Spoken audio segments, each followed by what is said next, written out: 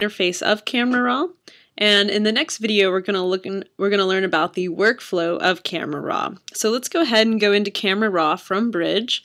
So I've selected an image that I want to work with here, and I'm in Bridge now, and I'm going to go into Camera Raw. So I'm going to go Command R on Mac or Control C. I can also find that in the menu at the top, but I'm just going to say it one more time. That's Command R or Control C, and that's a shortcut to go into Camera Raw from Bridge.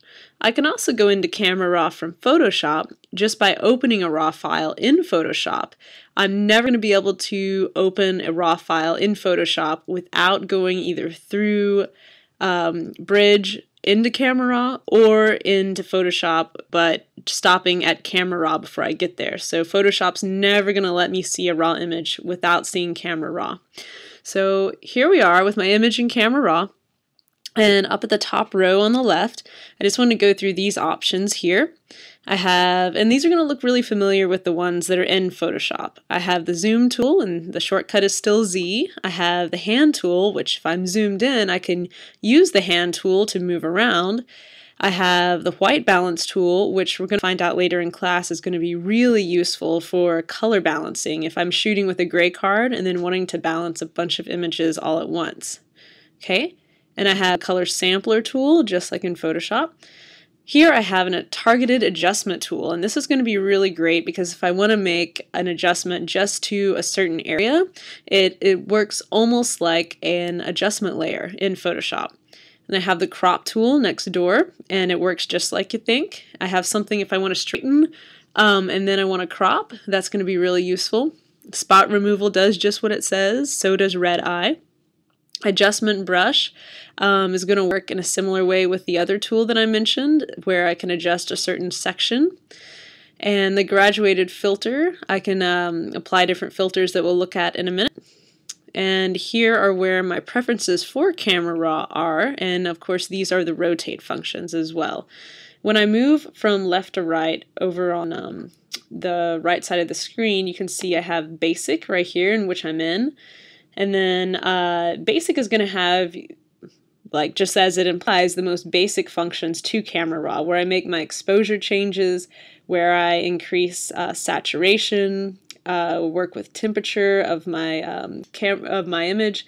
I also have this histogram up at the top that I want to point out, and that's going to become incredibly useful in Camera Raw. I can also toggle on and off the preview up at the top once I make a change. I want to point out that this is the tone curve, okay, and there's going to be some different presets that we're going to want to choose as we're working through our workflow here. Sharpening, noise reduction takes place under detail, and that's going to be really useful. And HSL grayscale, if I want to select a certain color that I want to emphasize, or if I want to saturate it or desaturate it, that can happen here. I can also notice that I can convert it to grayscale here as well. Split toning is really wonderful for highlights and shadows if I want to give, like, for example, a landscape, a certain color or tint in the sky, but in the mountains I want, a different color, that would be really useful there. Here I have lens correction. This is going to be wonderful when you start to notice that little magenta or cyan edge around a building when you've got a sky that's really bright behind it. This is going to help remove that chromatic aberration, that fringe, that color that you see that almost looks like neon around the edge of different objects. That's going to be really useful there.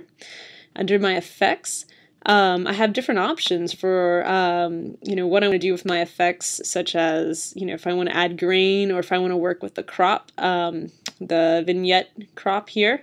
You can start to see, the obvious difference when I shift that and work with the cropping of the vignette there. Underneath my next one, which is camera calibration, this is going to be really wonderful because I can see these different camera profiles that are built in to Camera Raw, and you can just flip through them to see the difference. And if you're watching the histogram up at the top, which is, the graphical representation of my tonal range in my image, you can see how it's changing depending upon which preset I have selected. So depending upon what you want to do with your image, you want to keep this in mind, because ideally we don't want to crop information on our highlights and our shadows. We want to keep as much within that given view as possible. So I'm going to flip it back to Adobe Standard there, and I'm going to retain some more of my information. So, and that just gives you other sliders to work with as well within the shadows and tints, and you definitely just want to keep an eye on that histogram up at the top. So, then I have some presets. If I wanted to load something here, this would give me a place that I could save certain settings and load them back into Camera Raw. And that can be really useful as well. So these are the basic functions. Oh, and down here at the very bottom, this is going to be really great. It tells me what my profile is. I have Adobe RGB 1998. It tells me the bit size of my image, and that it was from an 8.2 megapixel camera. So if I want to change that for some reason, that I say, you know what, I want to work with this image smaller or larger, then I can do that here in Camera Raw. And I can pick, remember, since this is a raw image, I can put whatever profile I want into this image. I can write whichever one I want because it is a raw image. That's something that's specific to raw images, that it's sort of an open slate. You can, assign whatever profile you want to it. So I'm going to leave it at Adobe 1998 because that's what my settings are set at in Photoshop. So I'm going to leave that there. I'm going to leave this for now at 8 bits, and know that I can increase it here if I want to in Camera Raw, but we always want to be conscious that we're not increasing it to where it's, noticeable in the quality of our image, because then, well, it would potentially look bad. So I can change my resolution if I want to. If I want to sharpen, for a certain set preset, I can do that as well here also. So these are the basic settings in Camera Raw, just a quick overview of them. In our next video, we're going to learn about workflow and get some ideas for that.